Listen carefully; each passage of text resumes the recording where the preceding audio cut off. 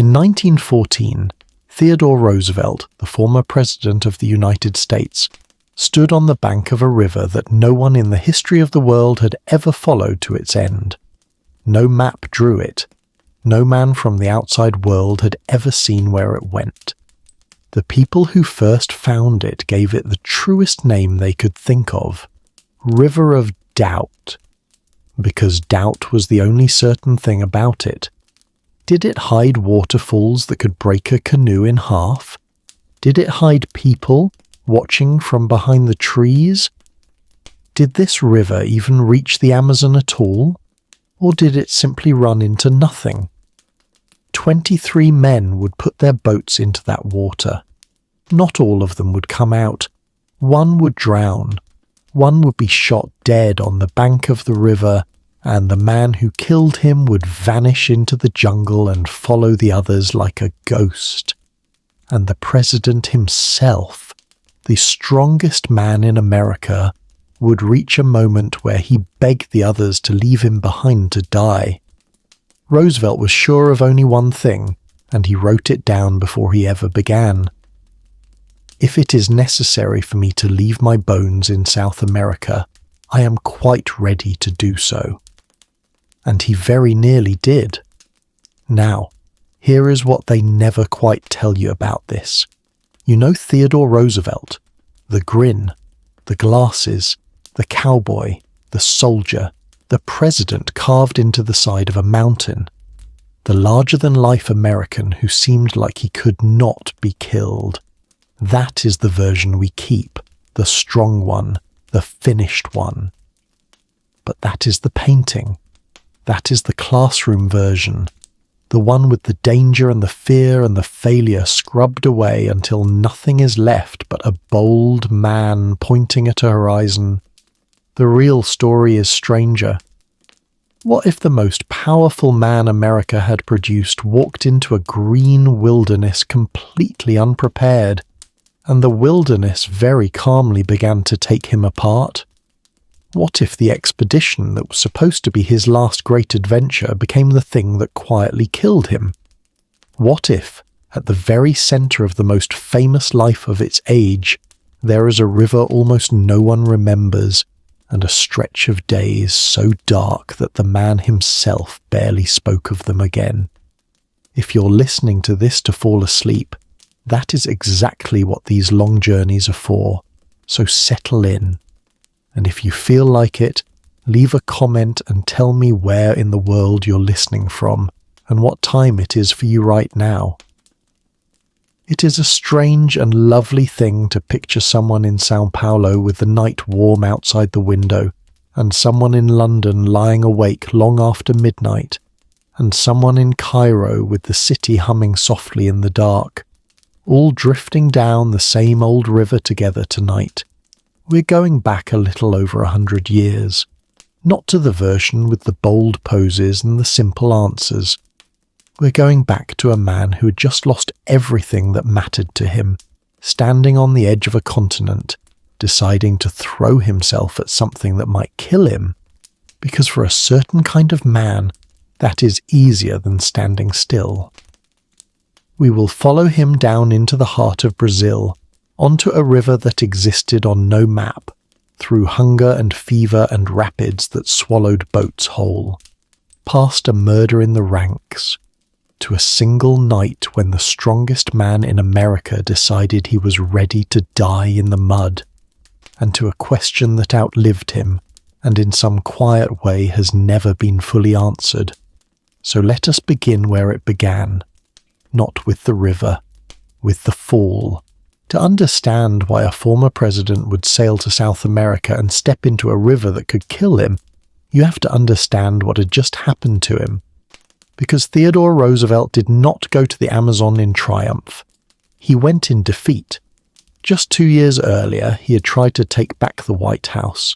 He had already been president once, one of the youngest and most popular the country had ever had, and he had walked away from it at the height of his power, promising not to run again.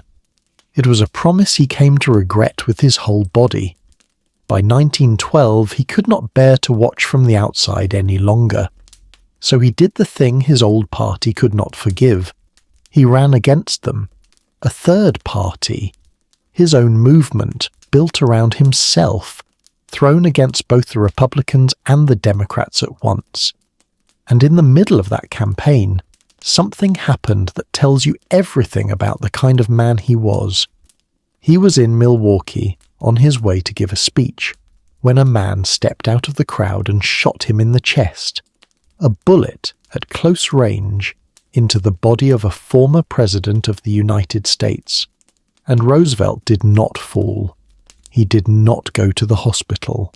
He reached into his coat, felt the blood, looked at the thick folded speech and the steel glasses case in his pocket that had slowed the bullet, and he decided the wound was not going to kill him quickly.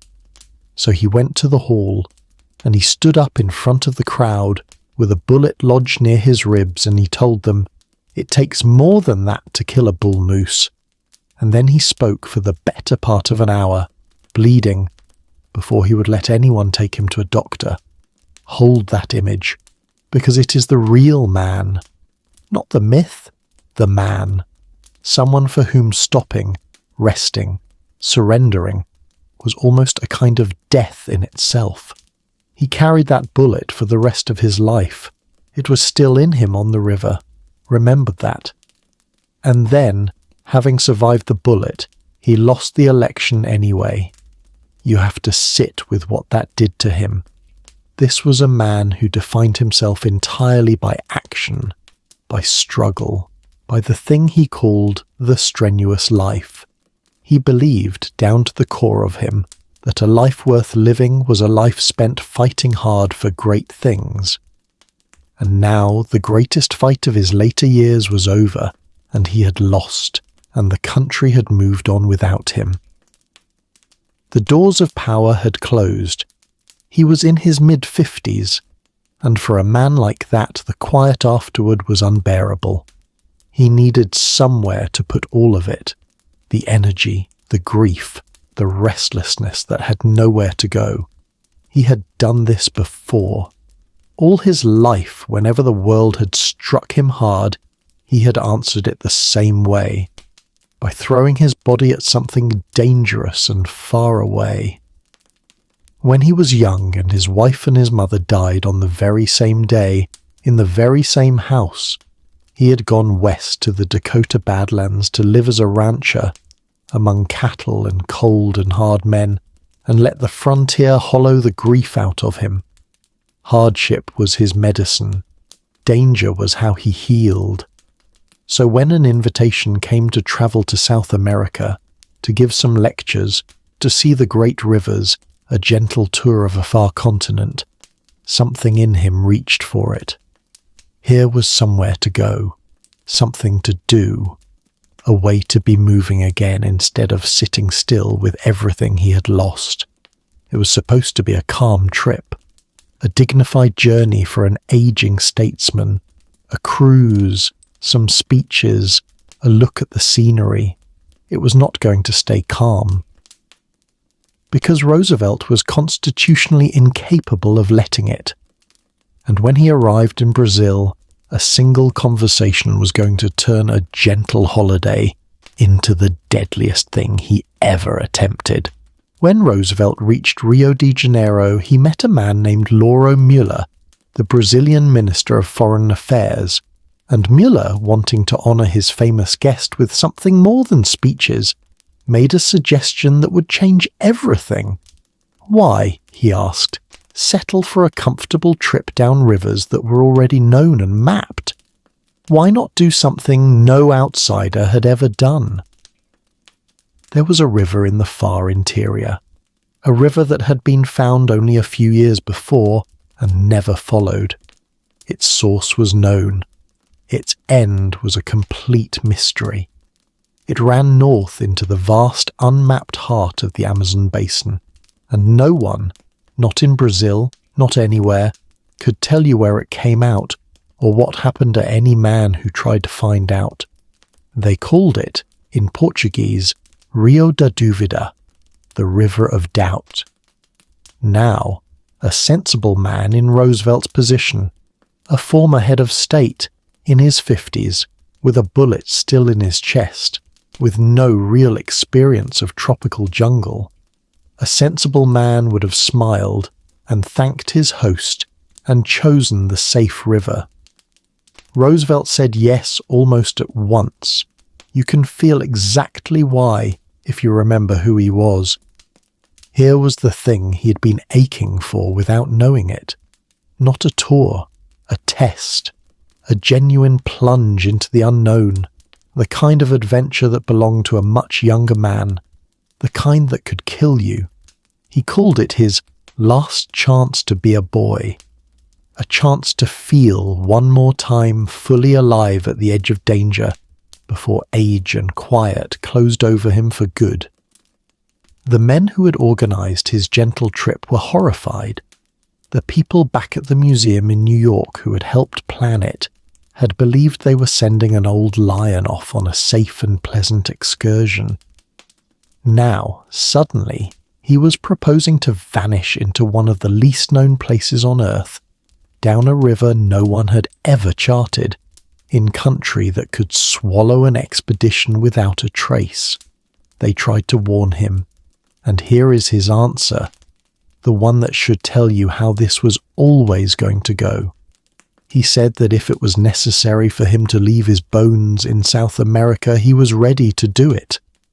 That is not the sentence of a man taking a calculated risk. That is the sentence of a man who has half decided he does not mind dying, as long as he dies doing something enormous. But he would not be going alone, and the men who would go with him matter, because their fates are woven into his. His son Kermit would be there. Kermit was 24, and he had not wanted to come. He was young, in love, engaged to be married, with a life waiting for him. But Roosevelt's wife, Edith, was afraid for her husband. She did not trust him to be careful. She did not trust him not to throw himself into danger. So she asked Kermit to go, not for adventure, but for one specific reason: to watch over his father, to bring him home alive, sit with the weight that put on a young man's shoulders. Kermit was not going to explore. He was going as a kind of guardian, sent by a worried mother to keep the most reckless man in America from getting himself killed.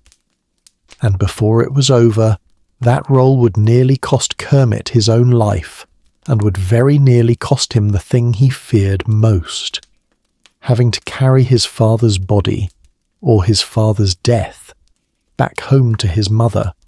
There were others. George Cherry, a weathered American naturalist who had spent his life in dangerous places collecting birds and specimens, a man who knew the tropics and knew how expeditions died. And on the Brazilian side there was the one man without whom none of them would have survived, a man whose name most Americans have never heard and should have. His name was Cândido Rondon, and he is the second great figure of this story. If Roosevelt is the name you know, Cândido Rondon is the name you should know. Rondon was a Brazilian army officer and explorer, and he had spent decades, doing the thing Roosevelt was about to attempt for the first time. He had strung telegraph lines across the wild interior of Brazil. He had mapped rivers no outsider had touched. He was of indigenous descent himself, and he understood that country in a way Roosevelt never could. He was, quite simply, one of the greatest explorers his nation ever produced. And it was Rondon who had found the River of Doubt in the first place. Years earlier, while cutting a telegraph route through the wilderness of the Mato Grosso, he had come upon a large river flowing north that appeared on no map and belonged to no known system. He had given it its name, Rio da Dúvida, precisely because he did not know where it went. He had put it on no chart because he could not. To chart it, someone would have to follow it all the way into the unknown. And now he was going to do exactly that, with a former president of the United States beside him. But here is the thing you need to understand about Rondon, because it becomes the quiet spine of the whole journey. Rondon and Roosevelt were, in a deep way, two different kinds of men, and the river would force those differences into the open. Rondon lived by an idea almost unimaginable for that era.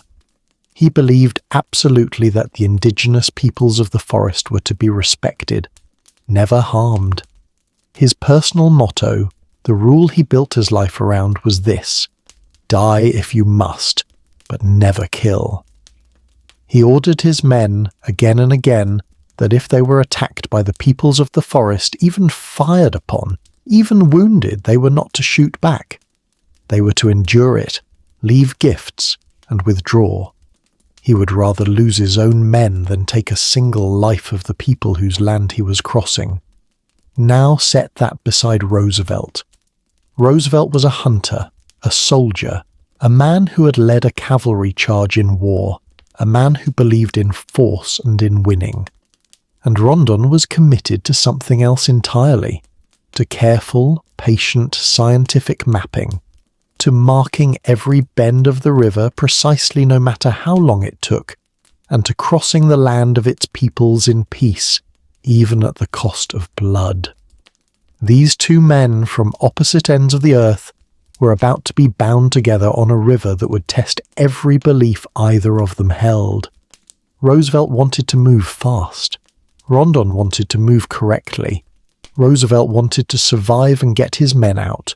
Rondon wanted to survive, map the river to the last meter, and never once betray his principles about the people of the forest. For now, hold both of them in your mind, the aging lion from the north and the disciplined explorer of the south, because the river did not care about the reputation of either one, and it was waiting. Here is the first thing the adventure story never makes you feel. They'd not even reached the river yet, and the expedition was already coming apart.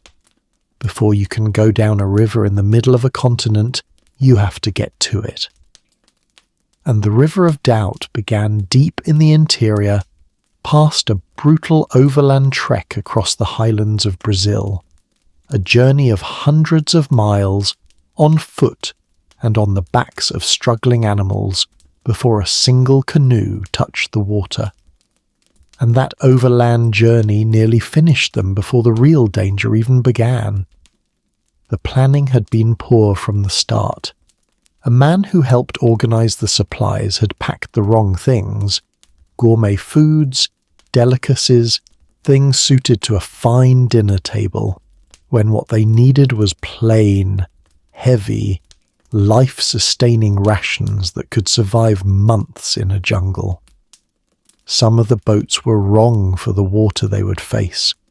The whole enterprise, for all Roosevelt's fame, had been thrown together with a carelessness that the wilderness would punish without mercy. The heat came down on them. Insects rose in clouds, and the animals began to die. The mules and oxen that carried their gear across the highlands started to give out under the strain, one after another, more than half of them dying of exhaustion before they reached the water. Men fell sick with fever. Supplies had to be abandoned along the trail because there was nothing left to carry them. By the time they finally stood on the bank of the River of Doubt, they had already been beaten down. They had already lost animals, supplies, strength, and time, and they had to make a hard decision. There were too many of them, and not enough food, so the party was cut down. Some members were sent back. What remained was a small corps who would descend the river itself, around 20 men with the 3 Americans at the center: Roosevelt, Kermit, and the naturalist, Cherry. They stood at the edge of the water with dwindling supplies and heavy, clumsy dugout canoes, staring at a river that curved away into the green and vanished, and not one of them knew how long it was. That is the thing to hold on to. They did not know if the river ran for 50 miles or for 1,000. They did not know how many waterfalls were waiting, how many rapids, how many days. They did not know if their food would last a third of the way.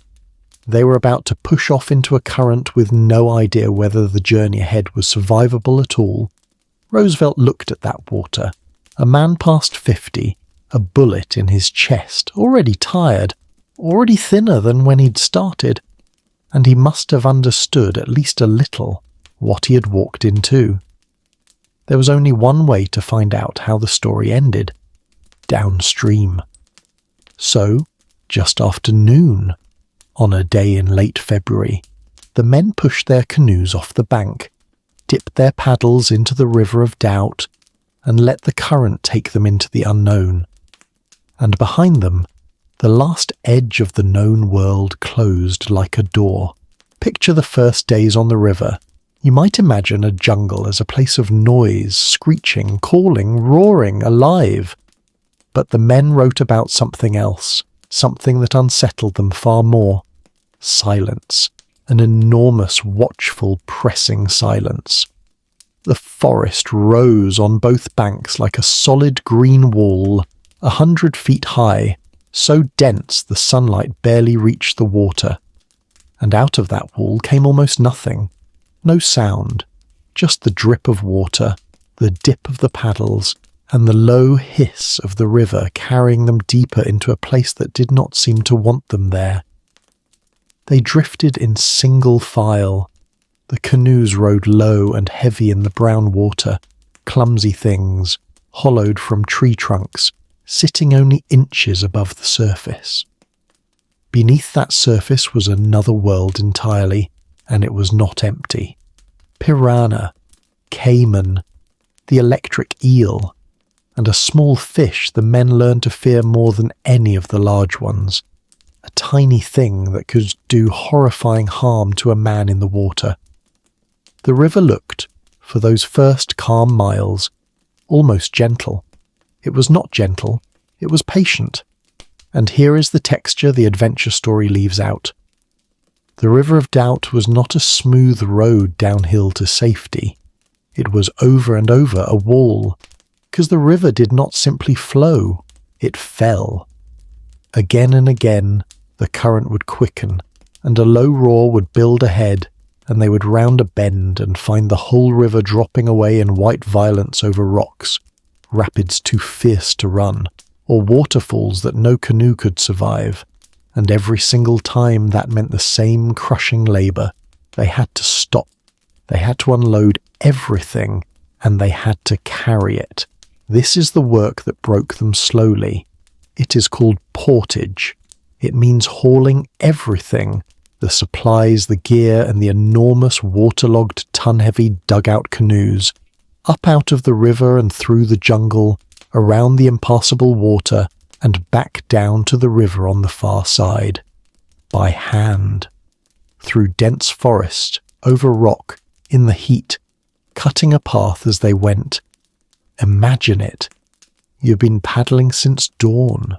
You're already hungry, already sick, already bitten raw. And now you must drag a canoe that weighs more than a ton, foot by foot, through a wall of jungle, just to gain a few hundred yards of river you cannot paddle, and then you must do it again the next day, and the day after. The river gave them these walls constantly. The men began to understand, with a sinking feeling none of them said out loud, that the river was not a highway. It was a trap that let you in easily, and then made you fight for every mile deeper. And the deeper they went, the harder it would be to ever turn back. And then the river began to take things from them. Not gear, not time, men. The canoes were their whole survival. Everything depended on them, and the river at the rapids wanted them. Again and again the dugouts were lost or smashed in the white water, swamped, crushed against rocks, torn from the ropes as the men tried to lower them through the current.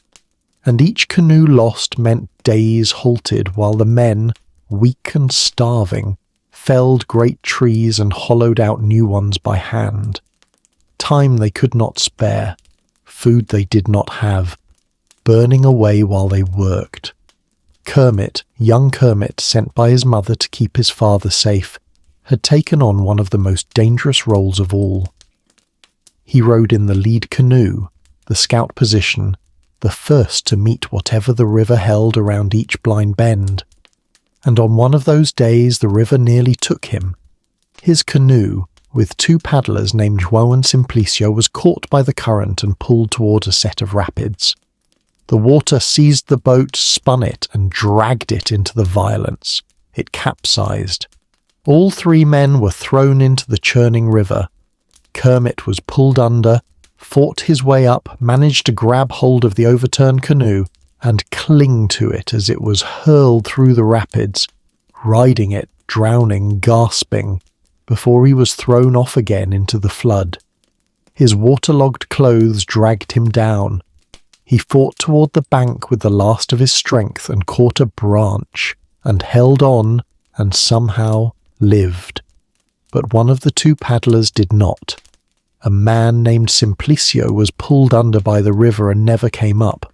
The first death, swept away in the brown water, gone before anyone could reach him.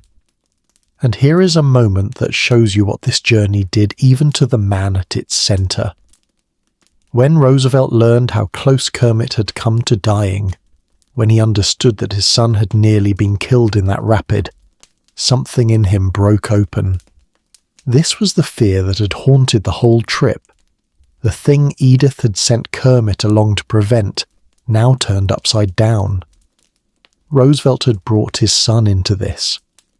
And the thought that Kermit might die here, in this green nowhere, and that he would have to carry that home to Edith, was almost more than the old man could bear. They put up a small sign where Simplicio had drowned, a few words to mark that a man had died there, and then they went on because the river gave them no choice but to go on. The mood on the river darkened after that. The men were thinner now, weaker, some of them sick with fever. The food was running low in a way that had stopped being a worry and started being a threat. They were deep in the country now, too far down to turn back, nowhere near the end, and they still did not know how much river was left. And it was into this, the hunger, the exhaustion, the fear, the sense of men being slowly ground down, that the darkest human chapter of the whole journey arrived. Because the river was not the only danger on the river.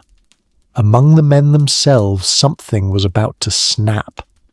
Among the Brazilian camaradas, the comrades, the men who did the brutal paddling and hauling that kept the expedition alive, there was one who was not like the others.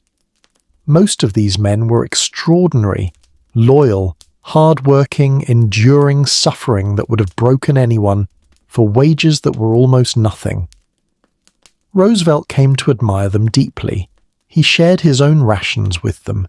He gave them what small comforts he had. In his weakened state, half the time he felt it was the only useful thing he could still do, to give away his own food to the men breaking their bodies to save them all. But there was one man, a paddler named Julio, who was different. He did not carry his share, and worse, in a starving camp where every scrap of food was the difference between life and death, Julio began to steal it. In an expedition slowly dying of hunger, stealing food is close to the worst crime there is. Every mouthful Julio took was stolen from men who were giving everything they had. And the man in charge of the camaradas, a large, respected Brazilian corporal named Paixão, caught him at it and confronted him. What happened next happened fast. Julio, humiliated and enraged at being caught, did not accept the punishment. He slipped away, took a rifle, and waited. And when Paixão was near, Julio raised the weapon and shot him, point blank in the chest. Paixão fell forward onto his hands and knees, and he died there, on the bank of the River of Doubt, murdered by one of their own, over stolen food, in the depths of a jungle 1,000 miles from any law. And then Julio ran. He dropped the rifle and fled into the forest, into the green wall, alone, unarmed now, a murderer swallowed by the wilderness. Now the expedition faced an impossible problem, and it split Roosevelt and Rondon along exactly the line you would expect.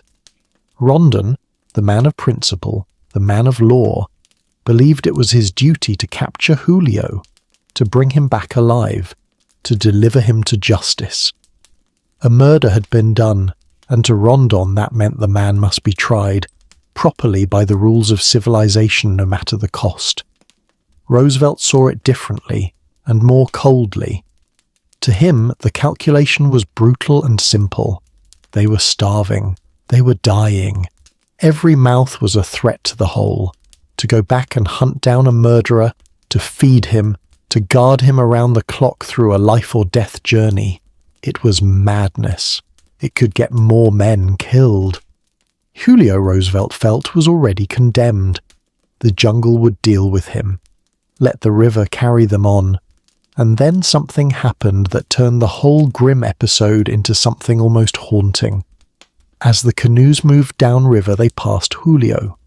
He was there, on the bank, alive, calling out to them, begging to be taken back, to be allowed to return, to be saved. The murderer standing at the edge of the water, pleading with the very men he had wronged. And they did not stop. They left him there. A man alone in the deep Amazon with no weapon, no food, no way out, surrounded by a forest that would almost certainly kill him. Rondon later sent men back to try to find him and bring him to justice. But Julio was gone, vanished. Whether he starved or drowned or was taken by the forest or its people, no one ever knew. The expedition's cook had said something when Paishon was killed that stayed with the men. He said that when a murdered man falls forward onto his hands and knees the way Paishon had fallen, his ghost will follow the killer for as long as the killer lives. Paishon, he said, was following Julio now, and would follow him until he died. Somewhere in that endless green, a murderer walked alone, hunted by nothing the men could see, and the canoes moved on, deeper into the doubt, carrying their own dying with them. Because by now the man they could least afford to lose was fading fast. Roosevelt was going down. It began with his leg. At one of the rapids, wading into the river to try to save a canoe pinned against the rocks, Roosevelt gashed his leg, struck it against stone, opened a wound in it. In another place, in another climate, it would have been nothing. A cut. It would have healed. But this was the Amazon, and there was no such thing as a small wound here. The cut became infected. The infection took hold in a body that was already exhausted, already thinner, already burning through its last reserves. And then the fever came, a tropical fever, malaria, rising in him until his temperature climbed to heights that kill men. The old lion, who had impressed everyone at the start with his boundless strength, began to fail. He could not walk well on the leg. The infection spread. The fever burned. He grew delirious at times, his mind slipping, and the doctor travelling with them, a man named Cajazera, tended him as best he could with what little they had. There were nights the men did not think he would see morning, and this is the moment the whole story has been bending toward. The reason we came all this way tonight. Because Roosevelt understood something, even through the fever. He understood that he was now the thing he had feared being, a burden. He could not paddle.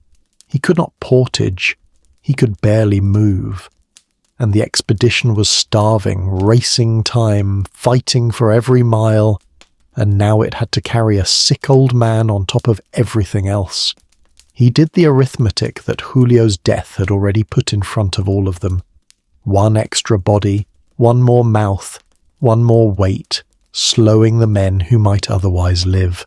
And so, lying in the bottom of a canoe or in a wretched jungle camp burning with fever, Theodore Roosevelt, former President of the United States, the man who took a bullet and finished his speech, the man who had built his entire life around the refusal to quit, turned to the others and told them to leave him behind. He meant it. He argued for it.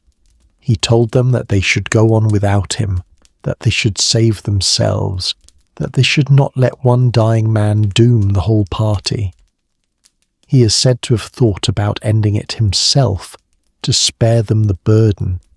He had carried a dose of morphine for exactly the kind of situation where a man might need to choose his own death rather than be a fatal weight on others. Stop and feel the size of this. This is Theodore Roosevelt, the unkillable one, the one on the coins and the mountain.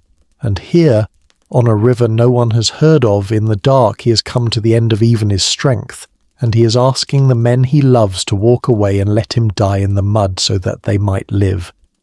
There was one thing that saved him. One person, really. Kermit. The son who had been sent to keep his father alive refused. Absolutely refused. He would not leave his father behind. He made it clear that if his father stayed, he stayed too, and that he would carry him out of that jungle himself if he had to, dead or alive. But he would not simply abandon him to the forest. Kermit understood, perhaps better than his father in that fevered moment, what leaving him would do to the expedition, to their family, to Edith waiting at home. He would not allow it, and so Roosevelt, who wanted to be left, was not left. He was kept in the canoe, kept moving, kept alive, hour by hour, mile by mile, by his son's refusal and the doctor's care and the paddling of the starving men who would not give him up. But the danger was not past, because wanting to survive and being able to survive are two different things. The infection was still in him. The fever still burned. The food was nearly gone, and there was still no way of knowing how much river remained. The strongest man in America was being carried, half dead, down a river with no known end, and every day that passed was a day closer to either salvation or a grave in the green. And no one aboard those canoes knew which one was waiting. Before we follow the canoes to what waited downstream, we have to talk about the thing the men could feel but rarely see. Because for all its emptiness, all its silence, the river of doubt was not empty. It never had been. They were being watched. The land the expedition was cutting through was not unclaimed wilderness, no matter how it looked to the exhausted men in the boats. It was home. It belonged to peoples who had lived along that river for longer than the United States had existed. In this case, a people we now know as the Chinta. And to them, these strangers coming down the river were the intruders, outsiders, appearing without invitation, moving through the heart of a homeland that was theirs. The men rarely saw them. That is what unnerved them most. But they saw the signs. They found evidence of people near the banks. Rondon, walking in the forest, had a dog killed by an arrow, struck down by hunters the men never laid eyes on. The expedition moved for days with the knowledge that they were not alone, that eyes they could not find were tracking them from the green, that at any moment the people of that country could decide these trespassers had come too far. And here is what you have to understand, because it changes how you see the whole journey. If the Chinta had chosen to destroy the expedition, they almost certainly could have. A handful of starving, sick, exhausted foreigners in clumsy canoes, strung out along a river the local people knew intimately, and the strangers did not know at all. The advantage was entirely with the people of the forest. The expedition did not pass through that land because it was strong enough to force its way. It passed through because in the end it was allowed to. This is where Rondon's strange, unbreakable principle mattered more than any weapon. Die if you must, but never kill. Because Rondon had spent his life refusing to attack the peoples of the forest, refusing to answer arrows with bullets, insisting on leaving gifts and withdrawing rather than spilling blood. A reputation had spread ahead of him across that wilderness. Whether the Cinterlaga knew precisely who was on the river or not, Rondon's way of moving through indigenous land was built entirely on not giving the people of that country a reason to end them. And there is a darker weight to this that honesty demands we name. The peace of that river did not last. In the decades after Roosevelt and Rondon passed through, outsiders kept coming. Rubber men, miners, settlers, pressing deeper into Cinterlaga land. And it led, years later, to violence and to massacre, to the killing of the very people whose country this was. The strangers in the canoes were, without fully knowing it, among the first edge of a wave that would bring terrible harm to the people of that forest. The men on the river were suffering truly, but they were also the advanced scouts of a world that would not leave this place alone. Hold both of those things tonight, the way the truest stories always ask you to. The expedition survived in part because the people of the land did not destroy it. And the people of the land would suffer in part because expeditions like it kept coming. Both are true. Let them both be real. Now, back to the river, because downstream at last something was waiting that was not a rapid and not a grave. For weeks the river had shown them nothing but forest and rock and water, and their own dwindling number. No outside faces, no sign that the world of the living still existed anywhere ahead. Just the green wall, and the rapids, and the fever, and the slow subtraction of men and food and hope.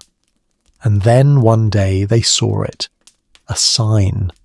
Something made by human hands that did not belong to their own party or to the forest. In some tellings it was a simple thing, a post, a marker, a cut in a tree, a rubber gatherer's sign. But whatever the exact object, its meaning was enormous, and every man on the river understood it instantly. It meant they were no longer alone. It meant that somewhere ahead, downstream, there were people. Not the unseen watchers of the forest, but people connected to the outside world. The rubber tappers, the seringueiros, poor men who work these remote rivers gathering rubber for the growing hunger of a world that wanted tires for its automobiles. If there were rubber tappers, then there was a route out. Then the river went somewhere. Then the doubt, the great doubt that had named this whole place, was beginning finally to resolve. You have to imagine what that did to men who'd been so far past the edge of hope. Roosevelt, sick and fevered in his canoe, still fighting the infection. Kermit, worn down to almost nothing but still refusing to lose his father. Cherry, Rondon, the enduring camaradas, all of them thinner and greyer and more hollowed than the men who had pushed off from the bank weeks before. And now, for the first time, a real reason to believe that the river would let them live. They came upon the rubber tappers not long after, impoverished men living at the far edge of the known world, who looked at these ragged, starving, half-dead strangers emerging from the unexplored upper river with something close to disbelief, because no one came from up there. Up there was the doubt. Up there was the part of the river no outsider had ever run. And yet here were these skeletal men, a former American president among them, appearing out of it alive. The rubber tappers helped them. The lower river, below the worst of the rapids, was gentler, more known, more survivable. Guided now, fed a little, no longer moving completely blind, the expedition began at last to move towards safety instead of merely away from death. But it was almost too late for the man at the centre of it, because Roosevelt, even now, even with rescue in sight, was still desperately ill. The infection, the fever, the ruin of his body, those did not vanish just because the river had finally offered a way out. He had survived the doubt. The question now was whether the doubt had already done something to him that could not be undone. At last, after roughly 2 months on the water, after the drownings and the murder and the fever and the hunger and the endless walls of white rapids, the expedition reached the meeting point. A relief party that Rondon had arranged was waiting downstream, and the river of doubt, the great unknown, poured at last into a known river, and from there toward the wider world. They had done it. They had followed the river of doubt from its mysterious source all the way to its end. They had put a river nearly 1,000 miles long onto the map of the world for the first time. It was, by any measure, an extraordinary feat of exploration, one of the last great blank spaces of the earth, charted at last. But look at what came out of the river, against what went in. A man had gone into that water strong, reduced, yes, tired, but still recognizably the force of nature the world knew as Theodore Roosevelt. What came out was something else. He had lost a tremendous amount of weight, by some accounts 1/4 of his body. He was gaunt, hollowed, aged years in a matter of weeks. The infection and the fever had nearly killed him more than once. He had to be given serious medical care as they brought him back toward the cities. When he finally reached Manaus and then began the long journey home, he was a diminished man walking out of the jungle carrying something he would never fully put down. He put on a brave face. Of course he did. He was Roosevelt. He described the nightmare in a telegram as a hard and somewhat dangerous but very successful trip. By the time his ship reached New York, he had recovered enough strength to walk down the gangplank on his own and wave to the crowds who came to greet their returning hero. The painting was already forming, even then, the bold adventurer back from the Amazon. But the men who knew him, and Roosevelt himself in his more honest moments, understood the truth. Something had been taken from him on that river that did not come back. He would speak, for the rest of his days, of his old Brazilian trouble, the recurring fevers and ailments that flared up in him again and again after the Amazon, the legacy of the infection and the disease he had picked up in that green country. The river had let him go, but it had kept a piece of him. And this is where the story stops being only an adventure and becomes something quieter and sadder, because the question the men had carried down the river, will he come out alive, had been answered, yes, barely. But it turned out to be the wrong question. The real question was one no one could answer on the day he walked down that gangplank smiling and waving. The real question was, how much did it cost him? There were 2 doubts left when it was all over, and neither of them was fully put to rest. The first was a doubt raised by other people. When Roosevelt returned and told the world what they had done, that they had traced an unknown river nearly 1,000 miles through the heart of the Amazon, there were those who did not believe him. It was too much, some said. The distances seemed too great. How could this aging politician, with no real jungle experience, have truly charted such a river? Perhaps he'd exaggerated. Perhaps the expedition's claims did not add up. It stung him. This was a man whose honour meant everything to him, and now his greatest and most painful achievement was being questioned. So he did what Roosevelt always did. He faced it head on. He stood up before a gathering of geographers and scientists in Washington and defended the expedition's findings directly, forcefully, in public. And here is the part that matters. Roosevelt was telling the truth. Later expeditions went down that same river and confirmed it. The river was real. The distance was real. The feat was real. The doubters were wrong, and time proved them wrong. The map the expedition brought home held up. In honor of what he had done, Brazil renamed the River of Doubt. They called it, and still call it today, the Rio Roosevelt. The Roosevelt River. His name is on that water now, over 100 years later. So that first doubt, did they really do it, has an answer. Yes, they did. But the second doubt is the one that lingers, the one you can carry into sleep tonight, because it has never been fully closed, and perhaps it never can be. Roosevelt came home in 1914, and he was never the same again. The old Brazilian trouble haunted him. The fevers returned. His health, once seemingly limitless, was broken in ways that did not mend. He tried to keep being the man he had always been. He even tried to raise a volunteer force to fight when his country entered the Great War, still reaching for one more strenuous fight. But his body would no longer answer the way it once had. And in January of 1919, less than 5 years after he came off that river, Theodore Roosevelt died in his sleep. He was 60 years old. 60. For a man who had seemed, his whole life, like a force that could not be worn down, it was young. And the question that has hung over his death ever since is a simple, haunting one. Did the River of Doubt kill him? Not on the river, not in the moment, but slowly.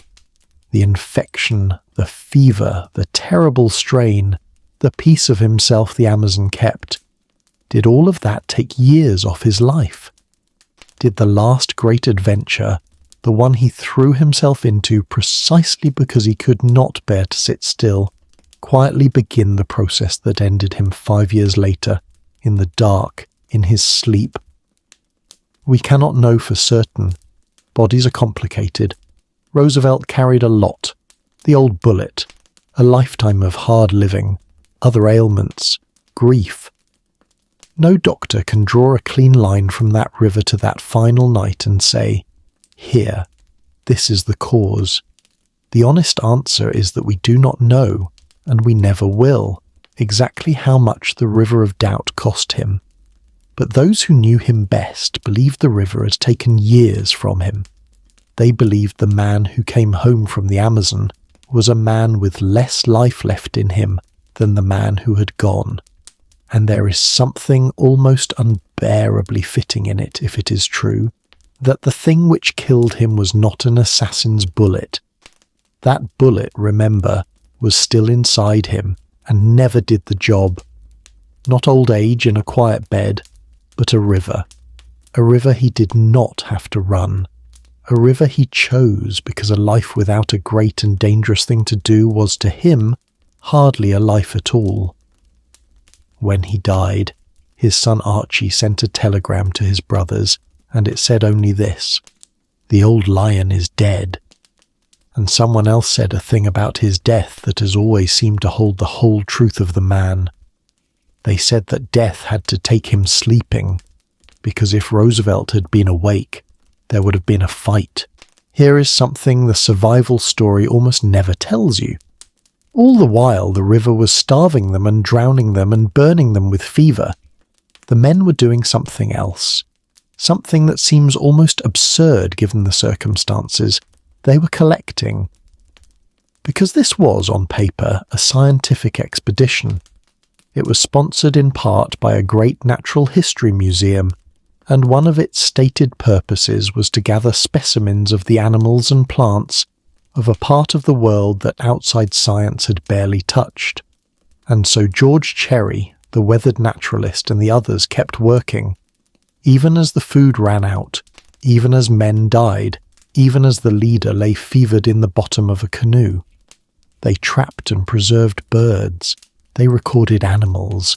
They gathered from that green and deadly country a record of life that had never been catalogued before.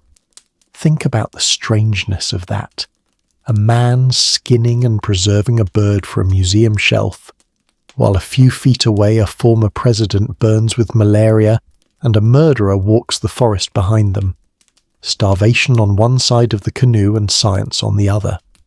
And yet they did it, because it was part of what the journey was for, and because men cling to purpose when everything else is being stripped away. By the end, the expedition had gathered thousands of specimens, birds, mammals, creatures unknown to the museums of the North.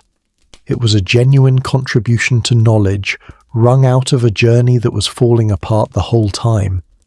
But the greatest thing they carried out was not a bird or a plant, it was the river itself. Rondon had insisted, over Roosevelt's impatience, on mapping the River of Doubt properly, marking its course, its bends, its position, metre by metre, mile by mile, the whole way down. Roosevelt had chafed at this. He wanted speed. The mapping slowed them, and slowness in that country cost lives. There is a moment recorded between the two men where Roosevelt, frustrated, said that great men do not concern themselves with small details. And Rondon answered him, "I am neither a great man, nor is this a small detail." And Rondon was right, because the careful map was the entire point. Without it, they would have simply survived a river. With it, they had discovered one, placed 1,000 miles of unknown water onto the map of the world, correctly, permanently, in a way that could be checked and confirmed by everyone who came after. The suffering meant something, because the measuring was exact. That was Rondon's gift to the journey, and Roosevelt, to his credit, came to understand it. They went into the doubt as a party of the dying. They came out carrying the cure for the doubt, a map, and a map, once drawn, does not undraw itself. The River of Doubt would never be unknown again. We have to stay with Rondon a moment longer, because he is the quiet moral centre of this whole story, and he is too easily lost behind the fame of the man beside him. Remember his rule: die if you must, but never kill. It is one of the most extraordinary principles any explorer ever lived by, and Rondon did not treat it as a slogan. He treated it as law. Across decades of pushing telegraph lines and survey parties through the lands of peoples who had every reason to see him as an invader, he held to it. His men were attacked. His men were wounded by arrows from the forest, and still he forbade them to fire back. Leave gifts. Withdraw, endure, never kill. Sit with how hard that is. It is one thing to be peaceful when you are safe. It is another to stand in a forest with an arrow in one of your men and forbid the others to raise their rifles. To choose, deliberately, to absorb the harm rather than inflict it. Rondon asked that of his men over and over, and he asked it of himself. And on the River of Doubt, that principle was quietly saving all of them, Roosevelt included. Because the expedition was moving through the homeland of the Sinterlager, watched the whole way, and the only reason a party that week survived a passage that exposed was that it gave the people of the forest no reason and no blood to answer. Rondon's lifetime of restraint was, in a sense, the invisible shield around the whole journey. But there is a cost to being that kind of man, and honesty asks us to name it. Rondon believed, as many well-meaning people of his era did, that the way to protect the peoples of the forest was to bring them gently into contact with the outside world, to pacify, to befriend, to connect. And history has shown how tragic that hope so often was. Contact, even peaceful, even kindly, meant open the door to disease, to settlers, to the very forces that would later devastate peoples like the Sinterlager. Rondon's mercy was real and rare, and the world that followed his trails did not share it. That is the sorrow underneath Rondon's greatness. He gave his life to the idea that you could enter these worlds without destroying them, and the century that came after him proved, again and again, how fragile that idea was. He was a genuinely good man, moving at the front of a wave that was not good at all. Both things are true. Rondon lived a very long life, into his 90s, honoured in his own country as one of its greatest figures. A whole territory of Brazil was eventually named after him. He earned every bit of it. But the deepest thing he left behind was not a place on the map. It was a question that still hangs over every meeting between a powerful world and a hidden one. Is it possible to come in peace when everyone who comes after you will not? Now let us speak of the men whose names the painting leaves out entirely. The camaradas, the whole expedition, Roosevelt's survival, Rondon's map, the specimens, the fame, all of it, rested on the backs of a group of Brazilian working men whose names almost no one remembers. They were the ones who did the real labour of the river. They paddled the heavy dugouts hour after hour. They hauled the ton-weight canoes up out of the water and through the jungle at every set of rapids. They cut the trails, carried the loads, built the new canoes when the old ones were lost. They did the hardest and most dangerous work of the entire journey, for wages that were almost nothing, and they suffered the most. It was a camarada, Simplicio, who drowned in the rapids. It was a camarada, Paixão, who was murdered on the bank. It was a camarada, Julio, who did the murdering. The great dramas of the river, the deaths, the crime, the fear, fell most heavily on these men, and yet in the story the world remembers they are barely there. Extras in someone else's adventure. Roosevelt, to his real credit, saw them. He wrote about them with genuine respect. He was moved by their endurance, by their loyalty, by how much they bore for how little. In his weakness, when he could no longer paddle or haul, the one thing he felt he could still do was give away his own share of food to these men who were breaking their bodies to carry him. There was, in the middle of all that suffering, a strange equality on the river. The former president and the poor paddler, both reduced to the same hunger, the same fear, the same fight to reach the end alive.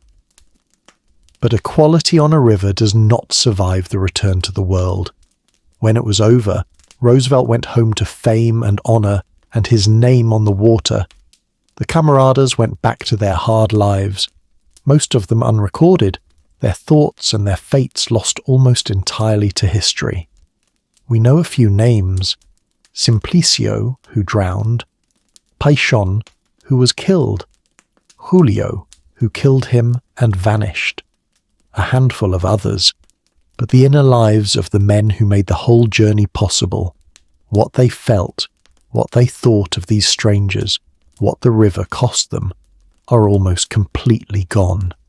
Hold their names tonight, the way you would hold anything valuable that the world was careless with.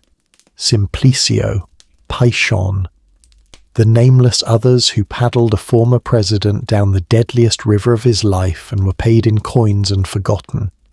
They earned more than history gave them. They usually do. Now come back to Roosevelt, home at last, and to the strange, bruising thing that happened when he tried to tell the world what he had done.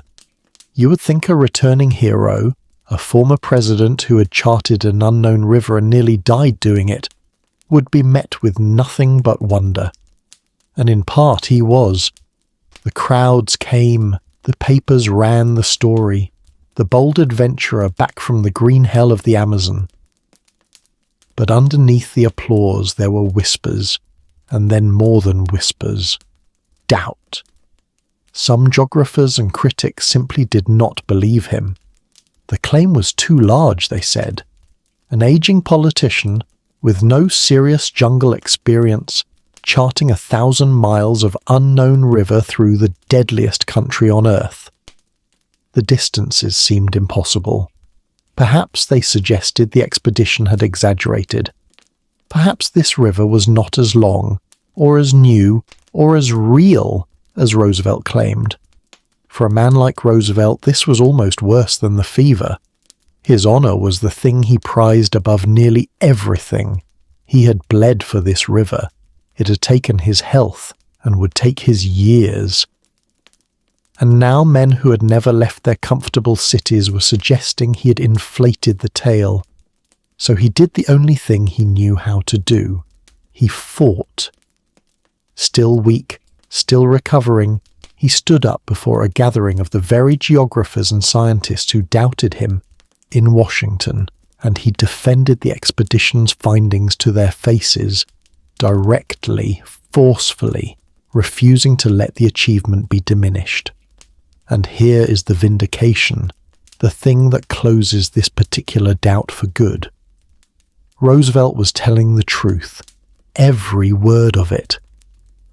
In the years that followed, other explorers went down that same river and confirmed what the Roosevelt-Rondon expedition had recorded. The river was exactly where they said. The distance was real. The map was accurate. The doubters faded and the truth stood. Brazil renamed the River of Doubt in his honor, the Rio Roosevelt, and it carries that name today, 100 years and more later, a permanent answer, written on the land itself to everyone who ever said it could not have happened. So that doubt, did he really do it, is settled. He did. The map held. The name stands. Which leaves only the last doubt, the deepest one, the one that no map can settle and no gathering of geographers can vote on. Not whether the river was real, but what it did to the man who found it. So let the story settle now, the way the mist settles on that river in the hour before dawn. We began with a man who had lost everything that gave his life shape. The presidency, the election, the great fights of his life, all behind him. A man who could not bear stillness, standing at the edge of a continent, reaching for one more plunge into danger because danger was the only medicine he had ever known. And we followed him down the overland trek that killed the animals and broke the supplies, onto a river no outsider had ever run, into the green silence and the walls of white water, through the drowning of Simplicio, and Kermit riding the capsized canoe through the rapids, and the murder of Paixão on the bank, and the murderer left calling from the shore as the canoes moved on. To the night the strongest man in America lay in the mud with a poisoned leg and a burning fever, and asked the men he loved to leave him to die. And through the son who refused, and the river that finally let them live, and the name on the water that proves it all really happened. And now you understand what the painting leaves out. Not the grinning, unkillable hero on the coin and the mountain. A man. A grieving, restless, mortal man who walked into a river because he could not walk away from one. Who was carried out of it half dead. Who smiled and waved on the gangplank and then spent 5 quiet years dying of what that river had started. There are questions that will not close, and you can let them drift with you into sleep. Did some part of Roosevelt go to the Amazon precisely because it was deadly? Because a man who defined himself by struggle would rather risk everything on a river than sit still and grow old? Did he half know, stepping into those canoes, that this might be the thing that finished him, and choose it anyway? What did Rondon think, watching this famous foreigner nearly die for an adventure, while he himself had crossed such country for years in service of something larger than his own glory? And while the peoples of that forest, whose land they were charting, watched from the trees a fate they could not yet see. And the oldest question of all, the one at the very centre of this long night, did the River of Doubt kill Theodore Roosevelt? Did the last chance to be a boy cost him the last years of the man? We will never truly know. The old lion is gone. Rondon is gone. The rubber tappers and the camaradas and the murderer in the green are gone, and the river runs on. But the river is still there. It still curves north through the heart of Brazil, exactly where 2 exhausted men and a party of the dying charted it over 100 years ago. It still carries his name. The rapids still fall white over the rocks. The forest still rises like a green wall on either hand. And somewhere in that country, the descendants of the people who watched from the trees are still there too, still carrying a story of when the strangers came down the river, a story that is theirs and is not only about the famous man in the canoe. Both things are true. It was one of the last great feats of exploration on Earth, and it was the quiet beginning of the end of a great and restless life. You do not have to choose between them tonight. You can let them both be real, the courage and the cost, the triumph and the grave. The way the truest stories always hold more than one thing at once. So rest now. The river has been charted. The doubt, most of it, has been answered.